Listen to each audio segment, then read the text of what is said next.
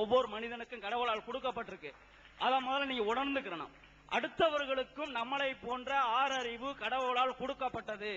அவர்கள் உடம்பில் ஓடுவதும் சிவப்பு ரத்தம் தான். குரூப் வேணா வேற இருக்கலாம், ஆனா ரத்தம் ஒண்ணுதான். எல்லாருடைய தாயாரும் 10 மாசம் தான் பெற்றிருக்காங்க. 12 மாசம் பெற்றதாக சரித்திரம் இல்ல. 10 மாசம் தான் அதிகமா பெற்றதாக. இந்த நாட்டில் நடந்த பல சமூகத்தினுடைய அடிமைத்தனம், பொருளாதார ஏற்றத்தாழ்வுகள், வழிபாடுகளில் கொடுக்கப்பட்ட மனிதனை மனிதனாக நேசிக்கின்ற தன்மை அறவே இல்லாத காரணத்தினால் கொடுக்கப்பட்ட கொடுமைகள், ஜாதியால், மதத்தால், பொருளாதார ஏற்றத்தாழ்வு கொடுக்கப்பட்டதுனால அவங்க ஏதோ ஒரு இடத்தை பற்றிக்கிறணும், சமத்துவம் எங்க கிடைக்குதோ, பொருளாதார பயன்கள் எங்க கிடைக்குதோ, மறுக்கப்பட்ட உரிமைகளுக்காகவும் மறுக்கப்பட்ட பொருளாதார ஏற்றத்தாழ்வுகளுக்காண்டுதான் இந்த இரண்டு மதங்களையும் இந்தியர்கள்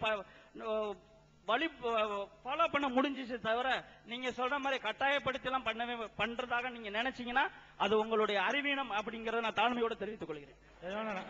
எனது பெயர் பிரேம்குமார், தமிழ் சுவிசேஷன் லுத்தரன் திருச்சபை, திருப்பத்தூரிலிருந்து வந்து பேசுகிறேன். அதாவது இதை விட்டு நான் சொல்லிடுறேன். அதாவது சாட்டா என்னன்னா, இப்ப ஐயாவுடைய புரொஃபசர் ஐயாவுடைய வாதம் என்னன்னா, வாளால் தான் இது பரப்பப்பட்டுச்சுங்கிறது ஒரு வாதம். இஸ்லாத்தை பொறுத்த வரைக்கும் நான் அதுக்கு ஆரம்பத்திலே சொல்லிட்டேன். யாரு வாளால பரப்புவாங்கன்னு கேட்டா அந்த மதத்தில் ஈடுபாடு உள்ளவர்கள் தான் பரப்புவார்கள். முதல் அதை விளங்கிக்கணும். ஒரு மதத்தை தான் கடைபிடிக்காத ஒருத்தன், ஒரு இந்து மதத்தை கடைபிடிக்கவே இல்லை, அவன் போய் இந்து மதத்தை பரப்ப மாட்டான்.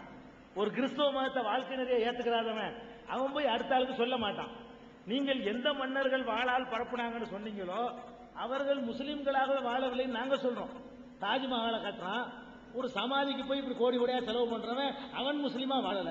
அந்த புறத்துல பெண்களை வச்சிருந்தான், அவன் முஸ்லீமா வாழல. அவன் போய் இஸ்லாத்தை போய் பரப்புனாங்கிறது இருக்க அவ்வளவு பெரிய கிரேட் நீங்க கொடுக்க முடியாது. அவனுக்கு அதெல்லாம் அக்கறை கிடையாது. இது சாதாரண ஒரு விஷயத்தை நீங்க புரிஞ்சுக்கிறணும். அது போக வாளால் பரப்புதல் என்பது நீங்க கடந்த காலத்துல உள்ள வரலாறு சொல்லி நீங்க சொல்றீங்க நடந்ததாக. அதுக்கு எந்த ஒரு ப்ரூஃபும் எவிடன்ஸும் கிடையாது. அதே நேரத்தில் கண்ணுக்கு முன்னாடி நீங்க பாருங்களேன், கண்ணுக்கு முன்னாடி இப்ப ராமநாதபுரத்தில் கூரியூர், குராயூர், காண்டை, இந்த ஊர்கள்லாம் மொத்தமாக இஸ்லாத்துக்கு வந்தாங்க. அவர்களை வாளால் மிரட்டுறதுக்கு இப்ப யார்கிட்ட ஆட்சி இருந்துச்சு? கலெக்டர் முஸ்லீமா இருந்தாரா, எஸ்பி முஸ்லீமா இருந்தாரா, அல்லது மாநில முதலமைச்சர் முஸ்லீமா இருந்தாரா, இந்தியாவுடைய பிரதமர் முஸ்லீமா, ராணுவம் போலீஸ் அவங்க கையில இருந்துச்சா, அந்த பகுதியில் அவங்க மெஜாரிட்டியா இருந்தாங்களா? இல்ல, ஒண்ணுமே மைனாரிட்டி. தமிழகத்தில் நம்ம மைனாரிட்டி. அப்ப மக்கள் இன்னைக்கு வர்றாங்கன்னா எதனால வர்றாங்க? வாழால வர்றாங்க. கண்ணு முன்னாடி நம்ம நடக்கிறோம் பார்க்கிறோம். அதே மாதிரி அமெரிக்காவில், இங்கிலாந்துல எல்லாம் இஸ்லாத்தை நோக்கி மக்கள் வர்றாங்க. அந்த நாட்டிலையும் முஸ்லிம்கள் ஆட்சியிலே அதிகாரத்திலே இல்ல. இதுதான் யதார்த்தமான நிலைமை. ஒன்னே ஒன்னு ஐயா சொன்னாங்க, அது உண்மை. குரானை படிச்சுட்டு வர்றாங்களா? குரானை படிச்சுட்டு வரல, அதை நான் ஒத்துக்குவேன். குரானை படிச்சுட்டு ஆராய்ச்சி பண்ணிட்டு யாரும் வரல. எதை பார்க்கறாங்க? சமத்துவம், சகோதரத்துவம், இந்த அந்நியோன்யமா பழகிறது, ஒன்னா நின்று வழிபடுறது. அந்த காலத்து இன்னைக்கு முஸ்லீம்கள்ட்ட அந்த நேர்மை இல்லை. அந்த காலத்து முஸ்லீம்கள்ட்ட காணப்பட்ட நேர்மை, ஒழுக்கம், அந்த சுத்தமான பரிசுத்தமான வாழ்க்கை, இதையெல்லாம் பார்த்து ஈர்க்கப்பட்டு வந்தாங்களே தவிர கண்டிப்பா வாழால் தான் என்று இருக்குமையானால் இன்றைக்கு வரக்கூடாது. இப்ப இன்றைக்கு கூட மதமாற்றம் செய்கிறார்களா, தடை சட்டம் வேணும்னு கேட்கிறாங்க. எப்ப ஏன் கேட்கிறாங்க? யார் கையில் ஆட்சி இருக்குது, யார் கையில் அதிகாரம் இருக்குது? மதம் மாற்ற தடை சட்டம் வேணும்னு கேட்டால மதம் மாற்றம் நடக்குதுன்னு அர்த்தம். எங்க நடக்குது? வாழ இல்லாம நடக்குது, அதிகாரம் இல்லாம நடக்குது. யாரு பண்றா? சிறுபான்மையை உள்ளவங்க பண்றாங்கிறாங்க. அப்ப மதம் மாற்றம் இன்னைக்கு நடக்கிறதுனாலதான் தடை சட்டம் வேணும்னு கேட்கறாங்க. அப்ப இது எப்படி நடக்குது? இன்னைக்கு ஏன் நடக்குது? நம்ம செஞ்சு பார்க்க வேணாமா? நீங்க அவங்களுக்கு அவ்வளவு பெரிய கிரேட கொடுக்காதீங்க. அந்த காலத்து மன்னர்களுக்கு அவ்வளவு தூய்மையானவர்கள், அவ்வளவு பர்ஃபெக்டா ஒரு மதத்தை கடைபிடிச்சவங்க கிரேட கொடுக்காதீங்க. அவர்களுக்கு அந்த நம்பிக்கை இல்லை. இதுதான் யதார்த்தமான ஒரு நிலைமை. உடனே அதை தொடர்ந்து ஐயா அவர்கள் கேட்டது என்னன்னு கேட்டா, இப்ப நபிகள் நாயகம் ஒரு வேதத்தை சொன்னாரு, அவரு தான் கடவுளுடைய வேதங்களுக்கு என்ன ப்ரூஃப்? அதையும் கேட்டாங்க. அவங்களுடைய இதுல நபிகள், அவர் ஒரு மனிதர், அவர் கடவுள் ஒன்றும் கிடையாது. அவர் சொன்னது கடவுளுடைய வேதங்கிறதுக்கு என்ன ப்ரூஃப் அப்படின்னு கேட்டாங்க. அவர் மனிதர் என்பதை நானே ஆரம்பத்தில் சொல்லிட்டேன், அவர் கடவுள் இல்லைன்னு. ஆனா அவர் குர்ஆன் சொன்னார, அது இறைவனுடைய வேதம் தான் என்பதற்கு ப்ரூஃப் இருக்குது. குர்ஆன் என்பது கடவுளுடைய வேதம் என்பதற்கு நிறைய ப்ரூஃப்கள் இருக்குது. என்ன ப்ரூஃப்? அந்த வேதம் தான் ப்ரூஃப். எதை கடவுளுடைய வேதம் அவர் நபிகள் நாயகம் சொன்னாரோ அது கடவுளால் எழுதப்பட்டு இருந்தால், கடவுளால் வழங்கப்பட்டு இருந்தால் என்ன தரத்தில் இருக்க வேண்டுமோ அந்த தரத்தில் இருக்கிறது. அதான் எங்கள்கிட்ட இருக்கிற ஒரே ஒரு ப்ரூஃப். அது என்ன தரம்னு கேட்குறீங்களா? இப்ப நம்ம 20ஆம் நூற்றாண்டுல வாழ்றோம்.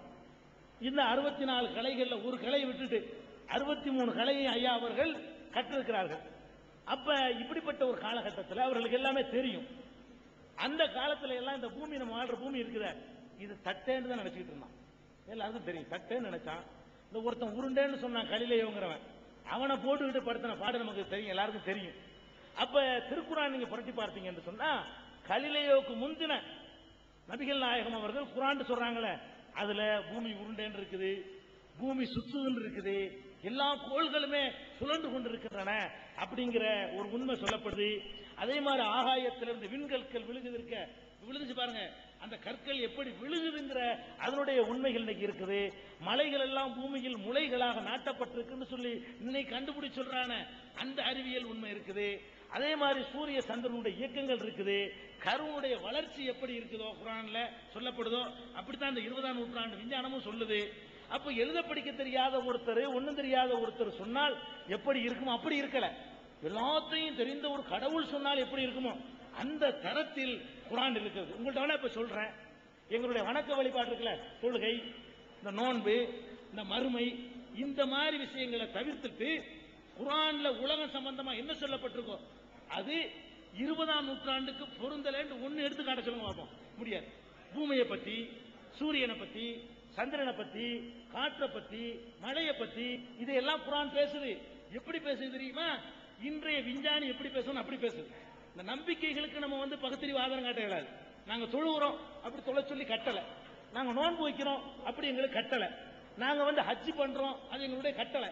இதை நீக்கிட்டு பாத்தீங்கன்னா பூமி படைக்கப்பட்டது, வானம் படைக்கப்பட்டது, வானத்தில் உள்ள விஷயங்கள், பூமியில் உள்ள விஷயங்கள், பூமியில் அடியில் உள்ள விஷயங்கள், மனிதனுடைய உடற்கூறு, அவனுடைய உள்ளுக்குள்ள விஷயங்கள் எல்லாத்தையும் குரான் பேசுது.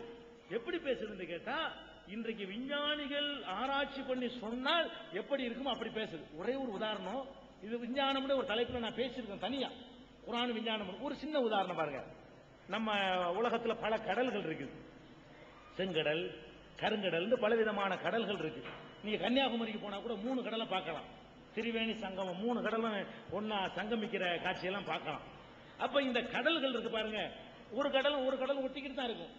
செவரு எழுப்பிலாம் தடையெல்லாம் போட்டு வைக்கல, கடல் கடலா தான் இருக்குது. இது ஒரு கடல், இது ஒரு கடல், 2 தண்ணி ஒன்னா ஒட்டிக்கிட்டு தான் இருக்குது. இதை பற்றி குரான் எப்படி பேசுதுன்னு கேட்டா, 2 கடல்கள் ஒன்றோடு ஒன்று சங்கமிக்கின்றன. குரானுடைய வசனம், மரஜல் பஹரைன் எல்தகியான் டெக்ஸ்ட் இது. 2 கடல்கள் ஒன்றோடு ஒன்று சங்கமிக்கின்றன. 2க்கு மத்தியில கண்ணுக்கு தெரியாத ஒரு திரை இருக்கிறது. அதனால் 2ம் ஒன்றோடு ஒன்று கலந்து விடுவதில்லை. இது குரானுடைய வசனம். 2 கடல் தண்ணீரை கொண்டு ஆராய்ச்சி பண்றான். 2னுடைய அடர்த்தி, அதனுடைய உப்பு, இதனுடைய உப்பு, அதுல உள்ள ஆக்சிஜன், இதுல உள்ள ஆக்சிஜன் எல்லாத்தையும் ஆய்வு பண்ணி பார்க்கறான். 2 வித்தியாசமா தான் இருக்கு, ஒட்டிக்கிட்டு தான் இருக்கு, சேர மாட்டேங்குது. 2க்கு இடையில ஒரு திரை இருக்குது, கண்ணுக்கு தெரியாத திரை இருக்குன்னு குரான் சொல்லுது. இது எப்படிங்க ஒரு முகமதுக்கு காட்டுமிராண்டி காலத்தில் உள்ளவர்கள் சொல்ல முடியும்? இன்றைக்கு 20ஆம் நூற்றாண்டுல ஆராய்ச்சி பண்ணி சொல்ல வேண்டிய ஒரு மெசேஜ் அந்த காலத்தில் இப்படி சொல்ல முடியும்? இப்படி கடலை பத்தி பேசினாலும் இன்றைக்கு சொன்னால் எப்படி அப்படி இருக்குது.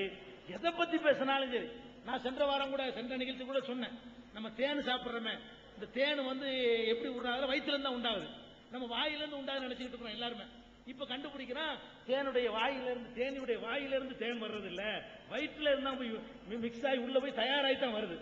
அதை குரான் அப்படியே சொல்லு, தேன் சாப்பிடுறீங்களே, தேனியுடைய வயிற்றிலிருந்து உங்களுக்கு மதுரமான பானம் கிடைக்கிறது. இது எப்படி அன்னைக்கு சொல்ல முடியும்? அன்னைக்கு உள்ள ஒரு மனிதனுடைய வார்த்தையா இருந்தா இது எப்படி உங்களுக்கு தெரியும்? இன்னைக்கு நம்மளுக்கு நிறைய பேருக்கு தெரியாத, 20ஆம் நூற்றாண்டுல வாழக்கூடிய நமக்கு நிறைய பேருக்கு தெரியாத விஷயங்கள், விஞ்ஞானிக்கு மட்டும் தெரிஞ்ச விஷயங்கள் முகமதுக்கு தெரிஞ்சிருக்குது. இந்த குரானை எடுத்துக்கொண்டு தொழுகை, நோன்பு போன்ற விஷயங்களை தவிர்த்துட்டு, சொர்க்கம் நரக தவிர்த்துட்டு, இந்த உலகத்தை பத்தி குரான் என்ன சொல்லுன்னு பாத்தீங்கன்னா, ஒரு விஞ்ஞானி இன்னைக்கு என்ன சொல்லுவான் அப்படி சொல்லுது. ஒன்னே ஒண்ணு மாத்திரம் சொல்ல இயலாது. ஒன்னே ஒண்ணு எடுத்துக்கொண்டு இது இன்னைக்கு பொருந்தாது சொல்லவே முடியாது. அதனாலதான் நாங்க, அவர் தன்னை கடவுள் தூதர் இருந்தாரு, இது கடவுள் வேதம் என்று சொன்னாரு, அதுக்கு தகுதியா இருக்குது. அது மாதிரி தெரிகிற விரும்புனீங்கன்னு சொன்னா உங்களுடைய ஆர்வத்தை பொறுத்து குரானும் விஞ்ஞானமும் என்ற தலைப்புல கடிதம் எழுதினால் உங்களுக்கு இலவசமா நம்ம கேசட் அனுப்புவோம். எல்லாருக்கும் தந்துடலாம், சும்மாச்சும் வாங்கிடக்கூடாது இல்லையா? உங்க ஆர்வம்